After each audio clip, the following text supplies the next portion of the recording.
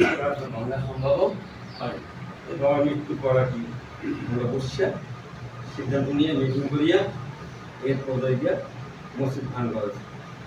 মসজিদ ভাঙার তো কমিটি আছে, সেই কমিটির মাধ্যমে আমরা মিটিং করতেছি। তাতে এই যে সভাপতি তার বড় ভাইও এই কমিটির সদস্য।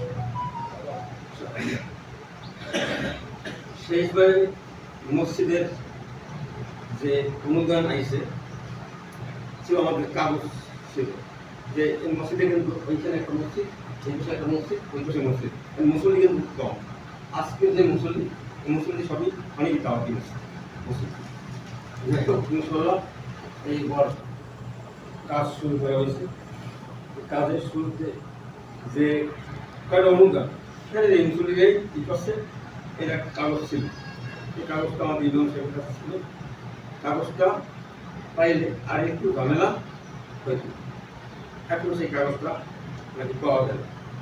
তো শুরু হইতে মসজিদের যে অনুদান আছে সেই অনুদানটা আমি সেক্রেটারি হিসেবে কাজ করতে, আর ইমাম সাহেবের কাছে কোনো সময় কেউ। এর মাধ্যমে এই মসজিদ এই পর্যন্ত আনা হয়েছে, কিন্তু এই অনুদানের টাকায় এই মসজিদ সম্পূর্ণ হয় না। এই মসজিদের যে টাকা, এটা সভাপতি সাহেব নিজে স্বইচ্ছিতভাবে বলছে আপনারা যে কয় টাকা দিতে পারেন সেই কয় টাকা দেবেন, বাকি টাকা দিয়ে আমি মসজিদ সুন্দর করে সাজানো এবং একটা সুন্দর করে মসজিদটা করিয়া এরপর একটা নতুন কমিটি করিয়া আমরা এই কমিটির হাতে হস্তান্তর করি। কেন আমরা মাঝে মাঝে কমিটির ডাকতাম, কমিটির লোক আসতো না। সেই হিসাবে যে টাকা মসজিদের অনুদান আসছে, এই অনুদান আমি আমার নিজেতে এই ইমাম সাহেবের নিয়ে 1 টাকা খরচা করলেও ইমাম সাহেবের নিয়ে করা হয়েছে, এই হিসাবে খরচা করা হয়েছে। তারপর কাগজ না পাওয়ায় একটু আমাদের সমস্যা হয়েছে যে কয়টা টাকা আইছে, যে টাকা আইছে সেই করিয়া এই ইমাম সাহেবের নিয়ে তারপর গিয়া আয় ব্যয় হিসাব করা হয়েছে। আয় ব্যয় হিসাব করিয়া তারপর গিয়া মিটিং দেওয়া হয়েছে। মিটিংয়ে সভাপতি বলছে যে মসজিদ 11 লাখ টাকা দেনা আছে। আমার বলছি 11 লাখ টাকা দেনা আছে, তাতে আমাদের 3,18,000 টাকা ক্যাশ আছে। এই টাকাটা এই যে মসজিদ যায়, মসজিদের 2,72% জমি আছে, অক্ষত আছে। এই জমিটার যে আমরা 15 বছর লিজ দিছি, 15 বছর যে লিজ দিছি, এই লিজের যে টাকা, সেই টাকার থেকে অর্ধেক টাকা আমরা ঈদের বেলায় ঈদ কিনা বলে রাখছি মসজিদের উন্নয়নের জন্য, সেটাও খরচা করা হয় না। এটাও যাতে মসজিদ উন্নয়ন হয় এই জন্য করে রাখা হয়েছে। এরপর এসব দেওয়ার পর বলছে যে ওই 3 লাখ টাকাও আমরা মসজিদের কাজে ব্যয় করি, আর যে 8 লাখ টাকা খাই, এইটা মুসলিমদের প্রশ্ন করছেন, এটা কি করবেন? সবচেয়ে স্পষ্ট বলতেছে টাকা নেই বা না নেই সেটা আমার ব্যাপার, সেটা আপনাদের ব্যাপার না। আপনারা এই টাকা দিয়া এই কাজ সুন্দরভাবে সমাধান করেন।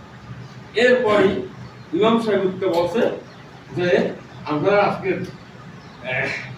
মাস পাইয়া কেমন দিন কই দেবেন, কইয়া তাই 8 লাখ টাকা দেনা কি এই কথার সাথে সাথে এই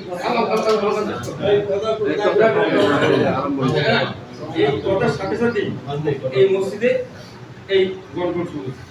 এই নিয়ে কয়েক শুক্রবারই এরকম অনেক হয়েছে ঝামেলা। এরপর